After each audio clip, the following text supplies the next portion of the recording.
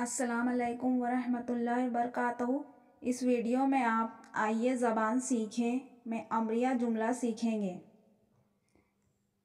ان مثالوں پر غور کیجیے۔ مثال نمبر 1، جا کے اماں سے مانگ لاؤ۔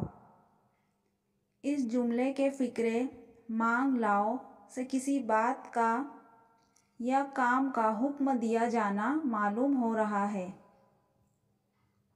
مثال نمبر 2 دیکھیے، مجھے معاف کر دو۔ اس جملے کے فقرے معاف کر دو سے معلوم ہو رہا ہے کہ بولنے والا کسی سے درخواست کر رہا ہے۔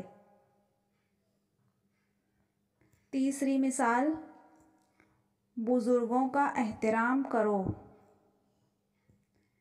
اس جملے کے فقرے احترام کرو سے معلوم ہو رہا ہے کہ یہ بولنے والا کسی بات کی نصیحت کر رہا ہے۔ جس فعل سے کسی بات کا حکم دیا جائے یا درخواست اور نصیحت کی جائے، اس فعل کو امر کہتے ہیں،